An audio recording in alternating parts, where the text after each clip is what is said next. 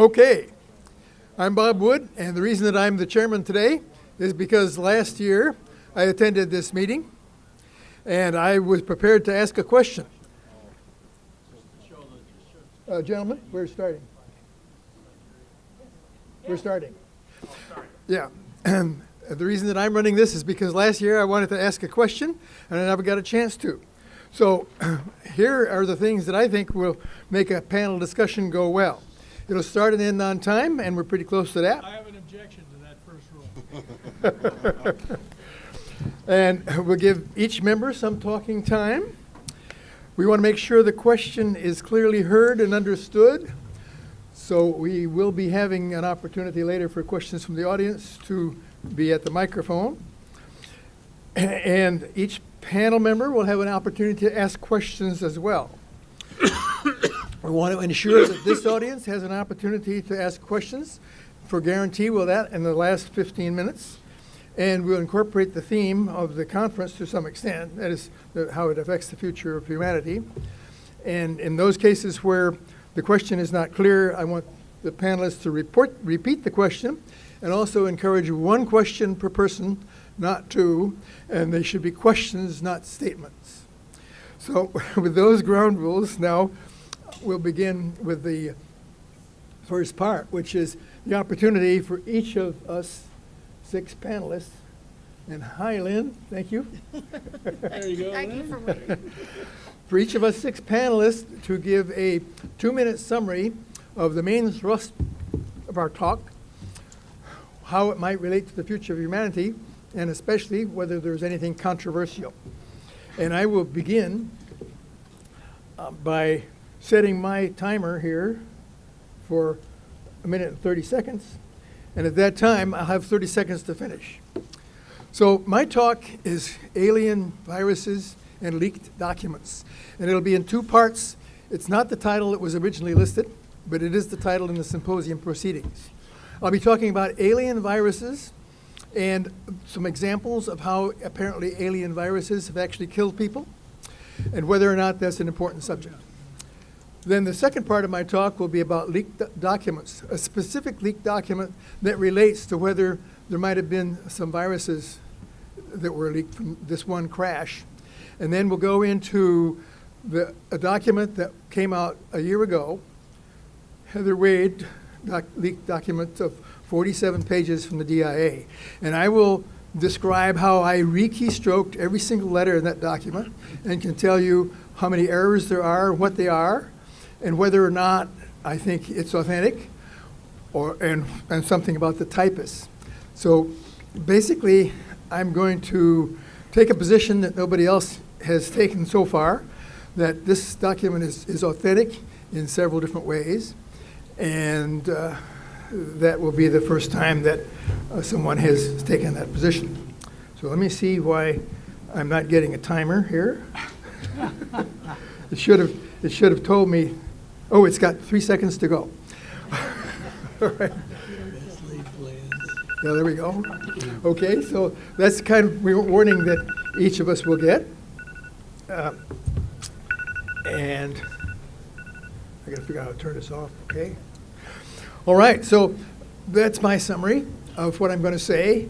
I'd say the controversial part is this document authentic or not? And how do I deal with the specific allegations that it might be a fake?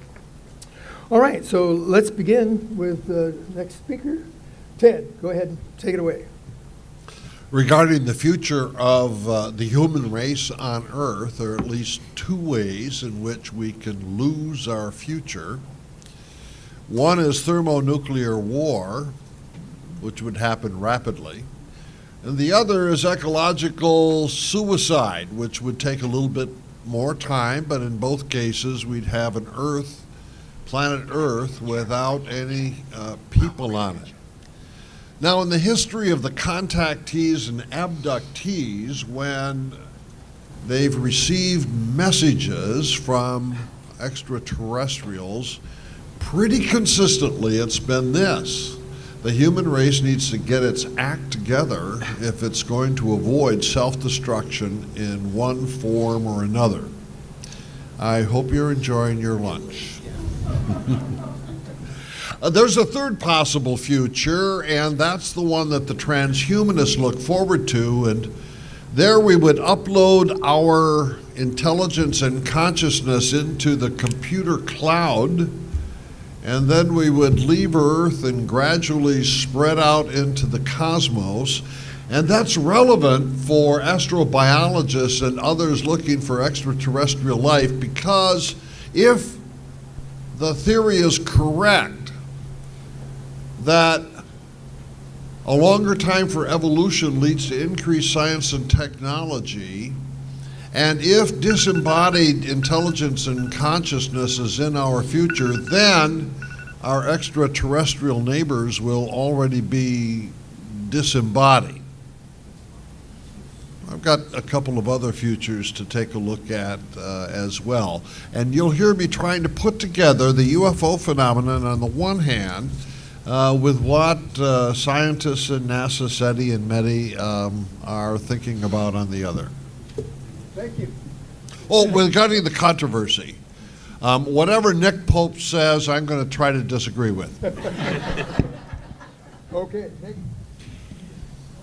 Well, I'm very glad to have this opportunity to talk on this panel, Our Future as Humans, because really it segues directly into the presentation that I'm going to give 10 minutes after this panel concludes, called The World in 2045, which is what it says on the label. It is an attempt to look into the future and say particularly where will we be as individuals, but also at a societal level in 2045.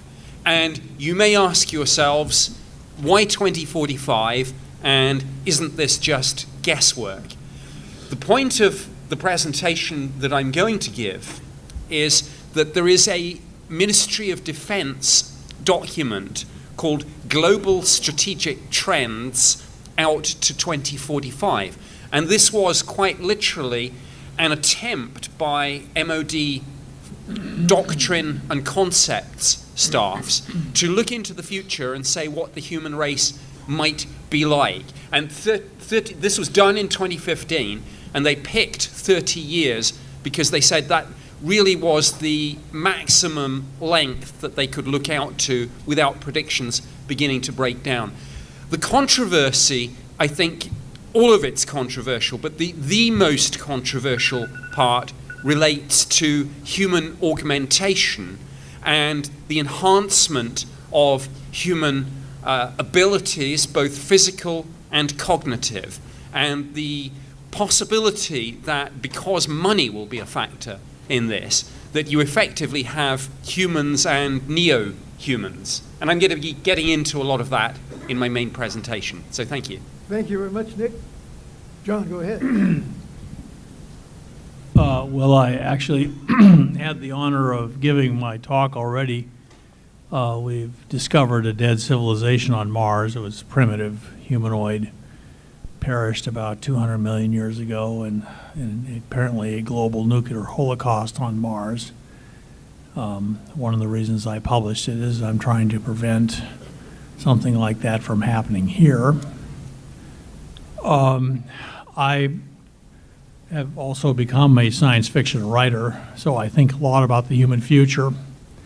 And I have my crosshairs firmly set on this whole singularity business, and I'm convinced it will be an absolute bloodbath. And the human race is a bunch of survivors, and they're not going to step aside for any race of computers.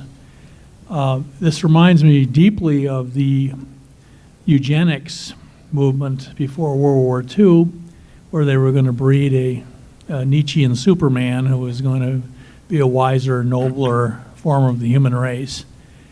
And there was a lot of talk about that, and even departments at universities dedicated to it before World War II. Afterwards, not so much. We could call World War II the eugenics war. 50 million people killed, the Holocaust. So I'm just as a little aside, because I am a science fiction writer, I want to remind you, anyone involved in AI intelligence attempts to replace the human race, of what happened to the guard force at Dachau when the American 42nd Division arrived and liberated the camp. The U.S. Army troops took half of the German guards and massacred them. The other half, that were the lucky half. The other half they turned over to the inmates of the camp still there, who ripped them limb from limb. And I certainly don't want any AI people having to go through that after an unsuccessful attempt to replace the human race. Thank you. Okay, David. My name is Dave Paulides. I'm a retired policeman from California, and my presentation tonight is on missing people. And the people that don't know, I've written 7 books about the missing, called Missing 411. It has to do with people who have disappeared in the wilderness, U.S. forests, national parks, and rural areas. And I've been brought here because I have never, and I won't, make any proclamations about or hypothesis about what happened to these people, because there's no evidence. But there is an underlying profile point that transgresses all of the disappearances, which is why the 1,400 are in my books. And some of those profile points, namely that canines that are brought into the wilderness can't track point to point and find the people. And professional trackers that are brought in can't find any tracks from the point where the person vanishes. Highly unusual. And the vast majority of the people that disappear in the wilderness are found, and they're found quickly. And in these cases, there's the unusual part of it. And some people think it's UFOs, some people think it's portals, and many other things. But the idea is that these cases are really baffling. They're being hidden from us. The Park Service doesn't want to provide the information. And if it wasn't for 7, 8 years of hard work and diligence, going through archives and pulling these cases, I would never be able to write about them. Thank you. All right. Okay, Thank you. we're And ready? Lynn, I know you just Okay. gave your talk, but you have 2 minutes to summarize. Okay, thank you. Well, first of all, let me thank not only being on this esteemed panel and for the audience here. I just finished my own talk on Phoenix Lights Inspiring the Future Generation. Of course, Jan and Marquetta, thank you, and Jan for being so helpful. We had 200 people yesterday at our free lecture and on the Phoenix Lights, Inspiring Future Generations, and I'm going to be running from here to do a Q&A after they're showing, as we speak, our documentary that's won over a dozen International Film Festival awards, and then I got to jump on a plane back to Phoenix, Arizona. So I wanted to, first of all, thank everyone for giving me the opportunity to share the data, and it took a long time for me to come forward as a key witness to what has become the most witnessed, most documented, most important mass anomalous sighting in modern history. And as an MD, as a scientist, I felt it was very important to document everything credibly. As a physician and as a first-hand experiencer, as a key witness, the only one that has 35 millimeter that's been authenticated by military and university optical experts, as well as my signature video is the only one that's been confirmed by air traffic controllers hovering over Class B restricted airspace, and certainly as an educator. Just for anybody here, I don't know if you're from Philly, but I was born and raised in Philly, and I've actually donated my time and dedicated my life's work to community education of vital health issues for the community with NBC and USA Cable, and actually now, and I have a curriculum, I have a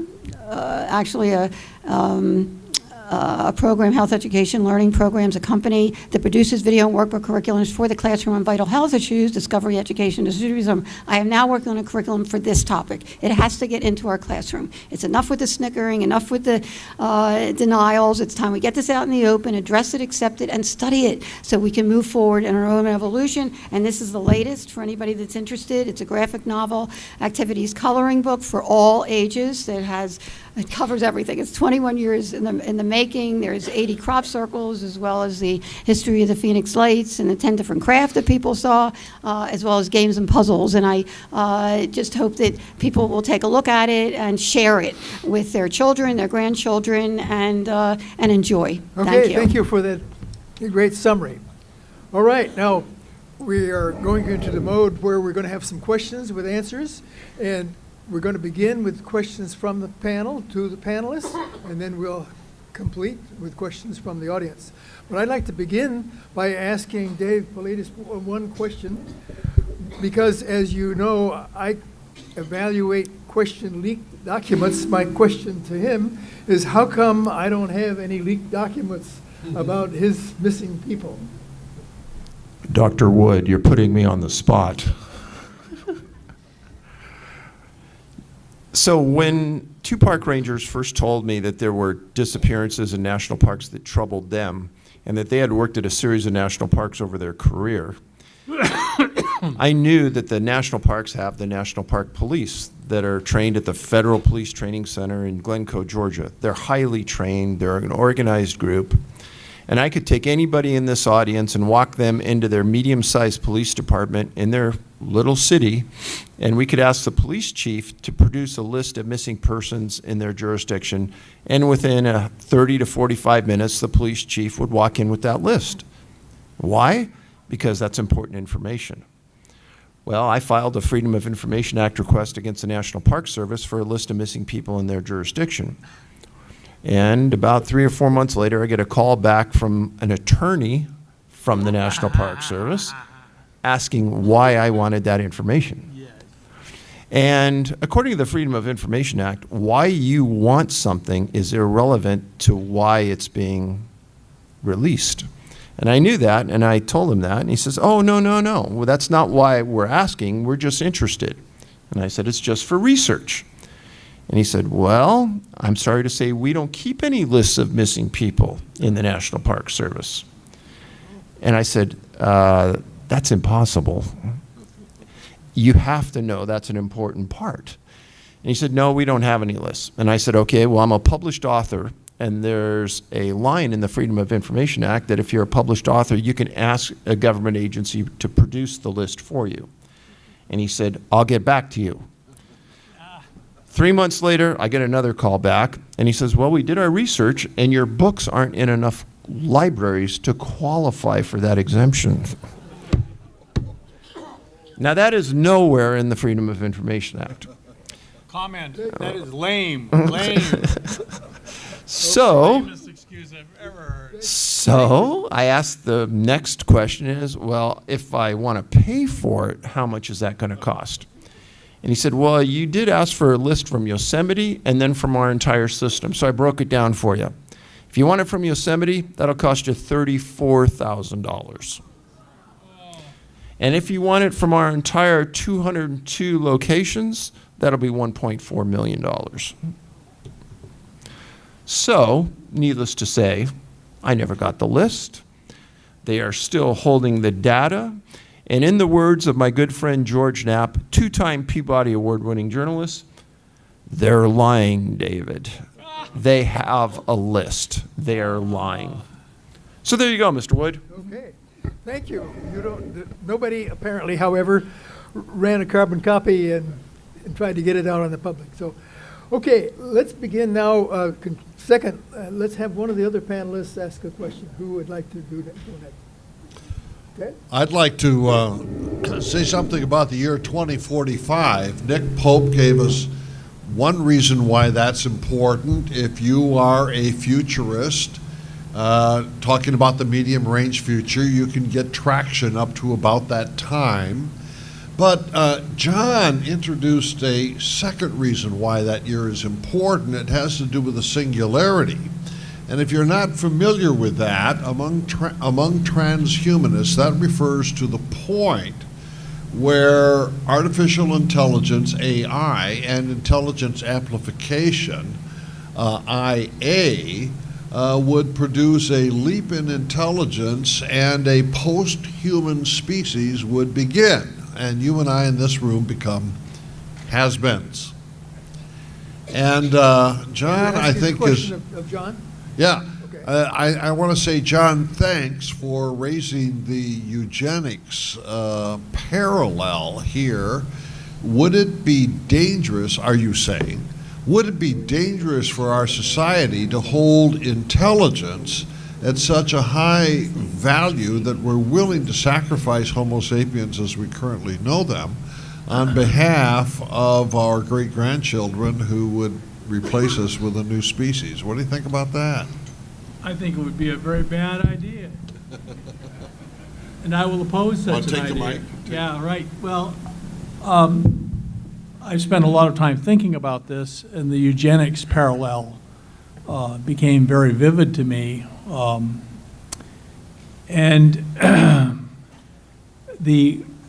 Sure enough, there are now cults arising in parts of California, Northern California, that are going to start worshiping this AI and are going to look to the AI to provide them with eternal life. And I'm sorry, I've seen this sad comedy before, and I know how it ends. And so I think just like Elon Musk and the great British physicist Hawking warned us that, well, Ray Kurzweil is not warning us about the singularity, he's advocating it. And, I just think we're going to, if he starts moving a group of people down to Jonestown, Guyana, I won't be surprised. Okay, John, do you want to ask a question of anybody else? I'd like to ask a question of Nick here. Since why is the U.S. government disclosing all of this stuff so suddenly? Does MI6 or MI5 that you talked to have any insight? Well, I can't speak for the US government, and my experience, of course, with the UK government ended in 2006 when I left the Ministry of Defence. I am still in touch with some people there, and I can speak briefly to the British position and say that actually we are coming very close now to the end of what has been a 10-year program to declassify and release most, not all, but most of the UFO files and documents. And the irony of this was that for years the British government said, well, we only have very limited interest in this subject and it's of no real defense significance. Well, it turned out that to date, around 60,000 documents have been declassified and placed on the National Archives website in the UK on the UFO subject specifically, with some of those documents having classification levels as high as secret UK eyes only. And perhaps one of the most interesting of those documents is a 468-page intelligence assessment, colloquially known as Project Condign, which spoke about, and this is a direct quote, the quote, novel military applications that might derive from a better understanding of the UFO phenomenon, whatever it may turn out to be.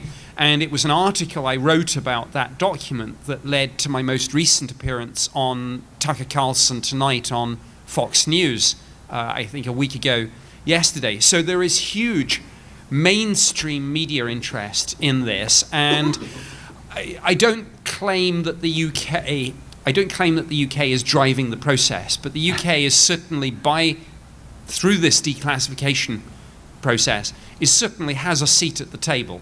Now, what the involvement of MI5 and MI6 is, in parallel with the Ministry of Defence, I don't know, and if I did, I couldn't say. Let's not forget the FO, the Foreign Office, either. Lynne, did I see your hand up? Yeah, I actually have a question for two people.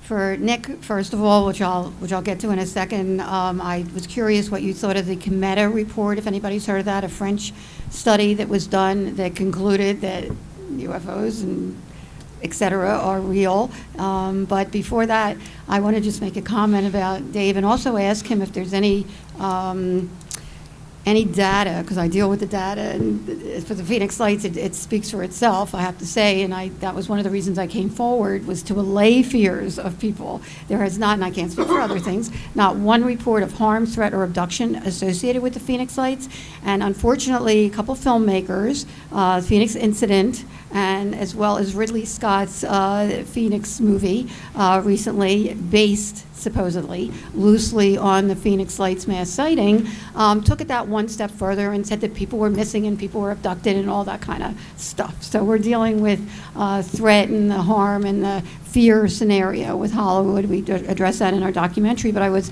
really interested in, and you know, just to be clear, there was nothing, if anything. People were in joy, were in awe, were in wonder, felt blessed that they experienced the Phoenix Lights phenomena. It's just every single one, from pilots to children and parents to doctors and lawyers and whoever. I mean, it just changed people forever. It's a whole substance matter that I talk about in the book, actually, the connection between all unexplained phenomena. I call them an UP, that really changes your life forever, enlightens you, awakens you. It was very, very positive. My question for Dave is there any data that shows the possibility that these people were so-called abducted? Abducted, I would say no, but there's some interesting associations. There's a lot of people around the world that have taken the list that I've produced and have gleaned them down and looked at different angles.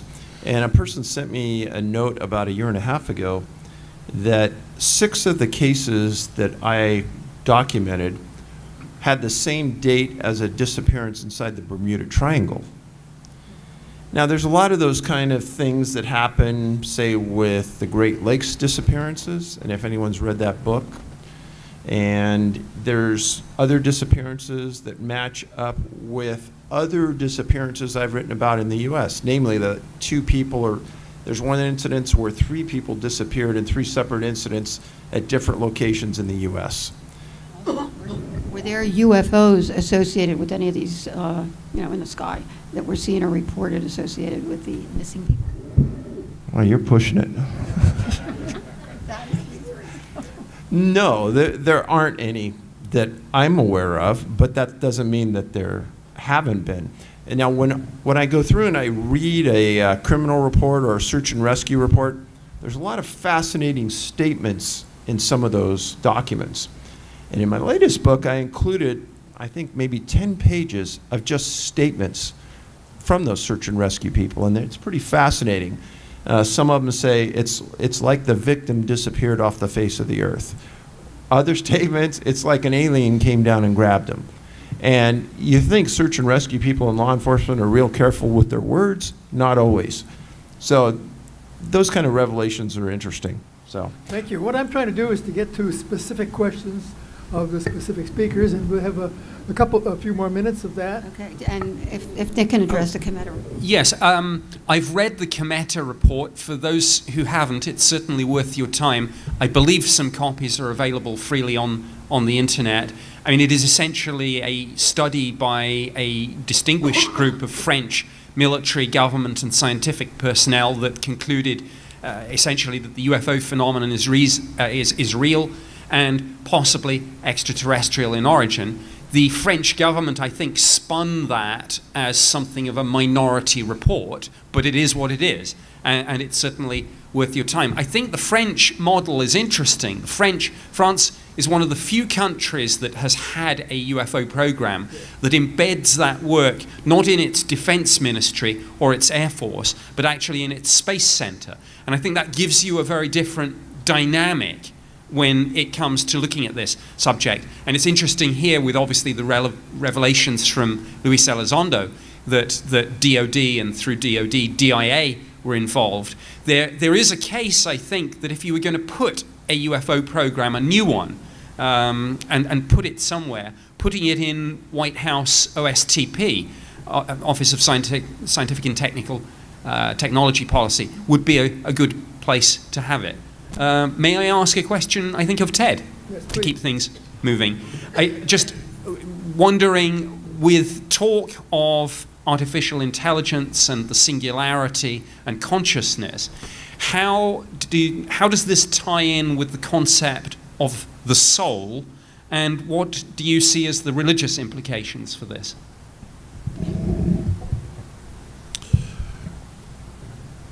Curiously, it strikes me as a secular version of the doctrine of the soul, that somehow or other, if we assume that your and my consciousness and our intelligence can be extracted from our body and then continue to live in the computer cloud, hopefully nobody will unplug the computer and let the battery go down. It seems to be a reiteration of the doctrine of the soul that you find in Descartes, where it's separate from the body. Most people, I think, in the medical field, and we can ask Lynne to confirm or disconfirm this, think of your and my intelligence as so inextricably connected, not just with our brains, but with every part of our body. It's difficult to imagine a disembodied intelligence electronically constructed. Nevertheless, some very smart people do hold that point of view. If you're a Roman Catholic, then their doctrine of the soul is coextensive with your body. It comes from Aristotle. And it would strike me that a Roman Catholic would not like what the transhumanists are proposing. I'm not a Catholic, and I still don't like it. Okay, thank you.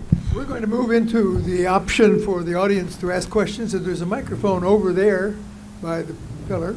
So anybody wants to ask a question should go to that mic and direct your question to a specific person if you like, otherwise to the panel in general. Right, it's more of a general question. My name's Alan Steinfeld. Hey, Lynne.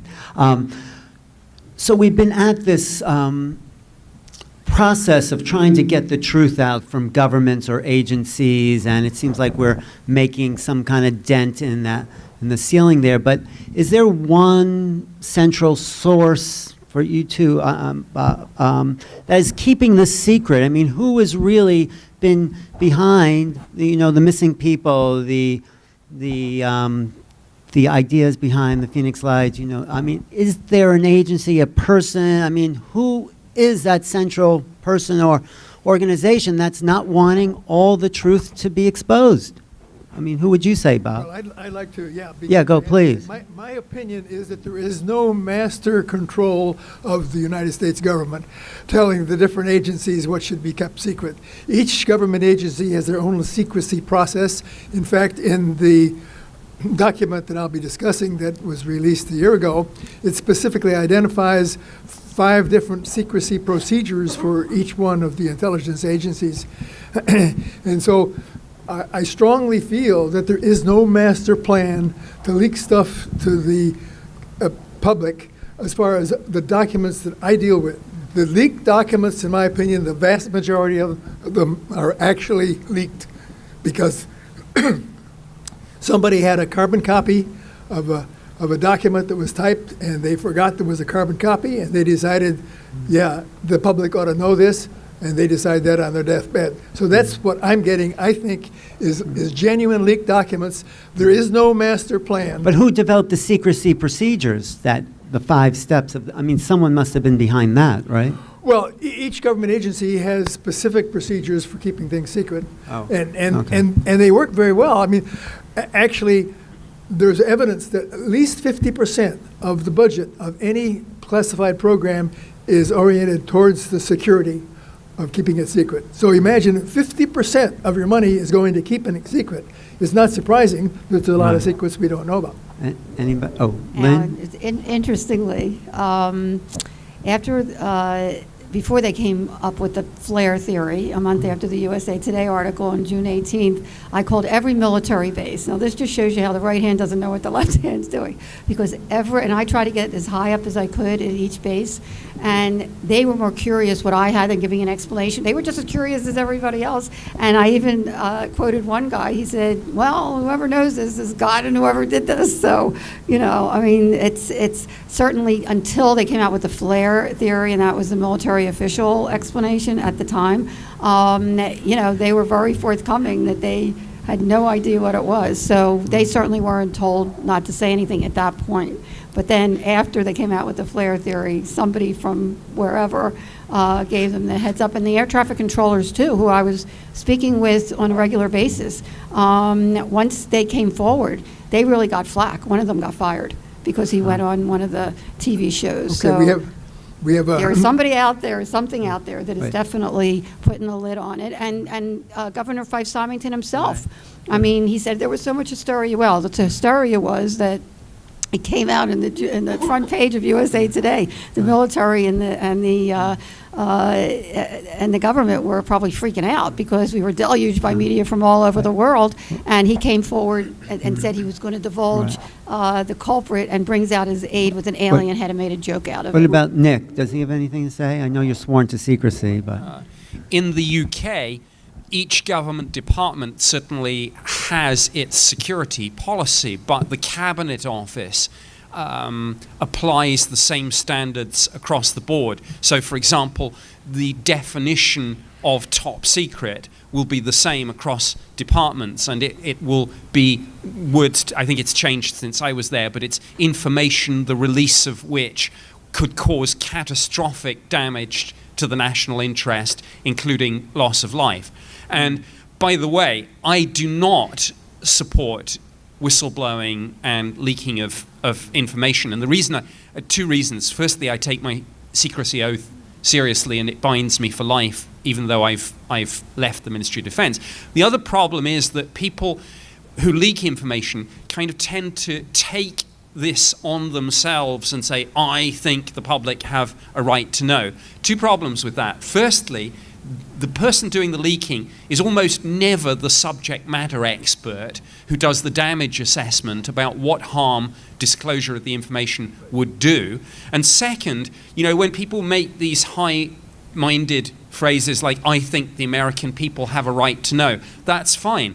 But the moment you put it out, it's not just the American people that know, but the Russians, the Chinese, the North Koreans, the Iranians, ISIS, etc. Those are good points. Thank you. All right, we have another questioner. Hi, my question's for Ted. I have studied the work of a gentleman named Tom Campbell, Dr. Thomas Campbell, and his hypothesis is that we're all in a virtual world right now. And I wondered if you were aware of that work and the fact that there are scientists working on it. I'm sorry, I don't know Tom Campbell's work. And could you say a little bit more about how that might connect with either UFOs, or is it just a theological question about the nature of reality? Well, he's studied consciousness, Yes. and he worked in the Monroe Institute, but his background is in, he's a physicist, I believe. Yeah. And his book is called My Big Toe, The Theory of Everything. But he basically sees reality as manufactured, and Probably. we're all living in a Probably basically the a word is virtual constructed. video game. Yeah. Well, TOE stands for Theory of Everything, and it's what physicists are looking for and have not yet found. But it's a great concept. Within science, the question of consciousness is really quite an enigma, because scientists in general want to explain everything in terms of physical processes and in the third person, but your and my consciousness is first person self-awareness. It's tough. Karen, my wife, and I had a good friend named Charlie Towns, inventor of the laser and a physicist, and he just died recently. And Charlie, who Nobel Prize winning scientist, he says, we can't handle this question of free will. Why is it that people have choice in consciousness? It's just enigmatic. Yet, theologically, our relationship to each other and our relationship to God is tied up with free will, making choices and doing the right thing. So you don't need virtual reality to know that human consciousness plays an essential role in the physical world. I'd like to go ahead. You could reverse it if you were a Hindu, and you would say, well, the spirit is more real than the physical. Maybe that's true. Let's proceed to the next question, and I'd like to comment that in Toastmasters, where I belong to, during table topics, you're expected to answer the question in 40, 50, or 60 seconds. Oh, my goodness. I'm sorry. So we have, we want to... It's not Toastmasters. This is not Toastmasters. Go ahead. All right. Listen, I had a thought that, AI, that even...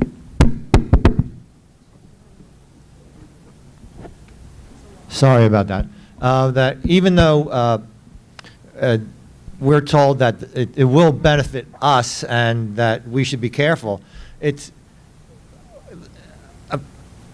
been my experience that the first people to take advantage of anything new is the military, and that AI will be weaponized, and and they're not the smartest people in the world. Yes. So usually we'll end up destroying ourselves, if not with a nuclear holocaust.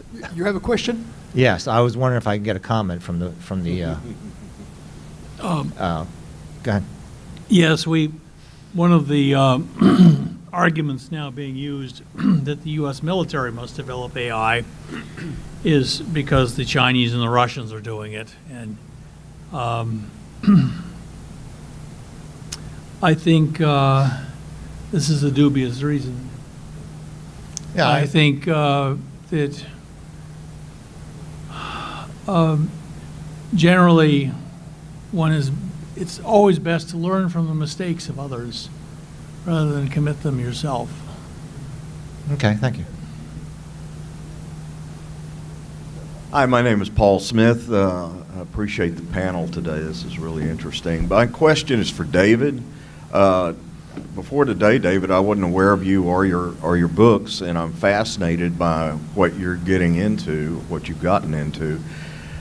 Maybe I'm asking for a preview of your talk later this evening, but would you elaborate a little on your opinion of why you hit a brick wall with the government over getting a list of people? It seems like such a basic thing, and my knee-jerk reaction would be, what are they hiding, So. I've been asked that question hundreds of times, and I wish I knew. And some of the best journalists in America have chimed in on it and asked the same sort of question. And really, the most common response from people is either the numbers would disturb America and maybe they wouldn't visit the parks, or maybe they understand there's this common thread amongst the disappearances as I have uncovered. And if that was revealed, it would disturb the people that attended. So, Dr. Wood, I have a question for Dr. Brandenburg. Yes. So, in November, I have a special coming up on network television. It's a 2-hour special about my work, and this fine man was in it. And I won't tell you what he revealed, but there was a question that never made the air, and it had to do with portals. Yes. And the question is, are governments in the world working on the ability to manipulate portals to specific locations? And how far in advance do you think that ability could happen? Well, one of the most famous stories about a portal kind of phenomenon was the Philadelphia experiment, which was done in the middle of World War II. I'm a plasma physicist, and to me, the motivations for the initial experiment were quite straightforward, and it was Nikolai Tesla had these Tesla coils, and he wanted to put them all over a ship to make a bunch of plasma in the air so it would absorb radar, so the ship would disappear from radar. And he was a person who would just naturally try things, so I'm sure he tried it in his lab, and it worked very well. So, of course, he went up, and World War II had started by then, and he managed to get the Navy interested in this and mounted all these Tesla coils all over the ship and turned them all on, and the ship disappeared from radar and disappeared completely from everything, apparently. Kind of an unplanned, one of the humorous aspects of this was that they immediately called Einstein, who was at the Institute for Advanced Study in Princeton, New Jersey, would have been close by, and asked him to assist. And Tesla and Einstein did not get along. So here in the middle of World War II, they ended up having to work together on this Philadelphia experiment. So it could be that that reality is a little bit more fragile than we think it is. Well, that's an important story. We have going to quit in 10 minutes, but you have one more question right there. I'm new to this, I guess. I'm new here. I think what my I'm gonna do it like this. I think what my question is based completely on God, and you're talking consciousness and stuff like that. Well, then where's the digging, like in the Holy Spirit? So the Holy Spirit speaks, and if you hear it on a constant basis, that becomes a consciousness. So who is speaking to you and who is talking to you becomes from God. Okay? Yes. So I guess it's more directed towards you. But I am a firm believer in dialogue and being talked to on a regular basis from very young. And I was trying to, get to a point of understanding the UFOs and all this kind of stuff. And I see it and I buy it, but I think it boils down to hearing and talking, whether, you want to call it an alien or what have you, but I'm sorry. The question is, how does God fit into this? Where's the study on this? That's what I'm saying. Where's the study on someone that has a gift where's that study in relation to all of this? If God is one God and God over. Well, I wrote a book called Cosmic Jesus, basically to fight off a clinical depression after what I'd found on Mars. And it made me deeply reassured that, the person we call God on this planet is the God of all planets and of all peoples. He is our, we're part of a big family. And I very much believe that. And through my own, you can read the book, it turns out the mission of the church and the mission of Christ in the Bible are cosmic. They are not terrestrial. And that's when Jesus tells his disciples to go out into all the world and preach the gospel to every creature. The word in Greek for world is cosmos. It is not economios, which meant the Roman Empire, or which meant like geology, the earth. No, it's the cosmos. I'd like to add to that. As a trustee of the United Methodist Church, I've asked two of my previous pastors what they thought about the possibility that UFOs were extraterrestrial, And without exception and without coordination, they both said God can create a species of any sort they want at any time. And so that's what we're seeing. It's no big deal. I'm still active in the church, and I pray to Jesus. Whether or not Jesus was an ET or not, it doesn't make any difference. He's directly related to God as far as I'm concerned. Could I slip in a response to this very thoughtful question? I think God can speak to us both objectively and subjectively. Objectively, what it says in the Bible, what you hear from the preacher in the pulpit, comes to you from the outside. Subjectively, St. Paul says the Holy Spirit can speak from within at a depth that is pre-articulate in character. So God's both objective and subjective. What I find interesting in the UFO phenomenon is to ask, can the UFO mediate a message from God? And I want to say, at least on the question of you and I are morally responsible for protecting the human race from nuclear war and from ecological suicide, I want to say, I think that's the voice of God, whether it comes through a UFO or some other means. Ted, I would think that, of course, an ET can bring you a message from God, just like a human being can bring you a message from God. So I think that, no, we can't limit God. I'm just an Episcopalian. Well, let me just underscore what John said. It is really important to see in Scripture that the God of Israel is the God of the cosmos. Even Yes. John 3:16, people's Yes. For favorite God so loved passage. the world, he gave his only begotten The word Son. for world there is cosmos. Cosmos. A word invented by Protagoras of the Pythagorean theorem, one of the first Greek philosophers, meaning an all-encompassing view of reality. We have 5 minutes to go. But I gotta say something. I want to talk about my big toe, the theory of everything. And as a physicist, I work on unified field theory.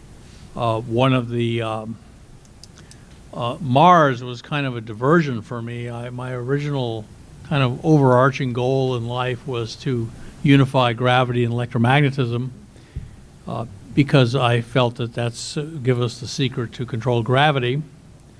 And but then there's, of course, the toe is the theory of everything.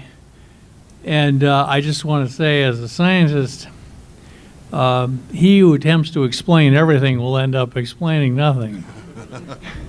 How do you include consciousness in your thinking, and that connects it? I haven't gotten that far on theory. Okay, that's the hard part. Bob, can I just interject one thing that I learned from my own experience? I didn't share the whole thing about my near-death experience, and I think I can relate to what you were saying, and probably a lot of other people in the room. Had a near-death experience at 8 years old. I lay it all out in the book, but I did meet beings. Beings in glowing white robes above the earth, and felt their unconditional love. I'm getting vibrations right now. I have felt they've been with me since I was little. Don't hear voices, but I get inspiration and feelings to do things, and I've trusted it. One of them was about the Phoenix Lights, and you can read about it in the book. I ask for guidance, and I get it. Yes. They're out there. There's a source, whatever name you give it, Buddha, God, whatever. There are beings out there, and the native cultures, indigenous cultures worldwide, believe that there are beings that communicate with them all the time. They welcome them. They feel these orbs or ancestors giving them knowledge and inspiration, and I've certainly been inspired to do this, but the bottom line is, are we listening? Once you open up your heart and your mind, it will give you comfort to know that there are beings out there that are waiting to communicate with us. And if we listen, and I think you can relate to this, if we listen and ask for guidance and really listen with our heart and our mind, they will take us to good places. And I just leave you with that because it might sound like woo-woo, but you know what? It's real. It's real. We're not alone in the universe. They're out there waiting for us to communicate, waiting for us to connect with them. And if you do open up, you're going to start seeing serendipities, and it transcends all religion. We were talking about religion and God and so forth. It's spirituality. We are spiritual beings. When I was at the Arizona Heart Institute, the Wellness and Imaging Center, people used to come in for their exam of their heart test, and I used to say, this is your container for your lifetime. And they would look at me and they said, wow, I never thought of it that way. What you put into it or not is your choice, and we go on with that. But the point is, we are spiritual beings living in these physical bodies. And it transcends all religions. It unites all religions. And I hope that gives you comfort as well. Well, when we began this, one of the things I said that would be a quality of a good panel discussion was to start and end on time. And so it's time to end, unfortunately. Thank you very much. I want to thank our moderator for doing such a great job. Okay, I got to run upstairs and do a Q&A now. Good luck.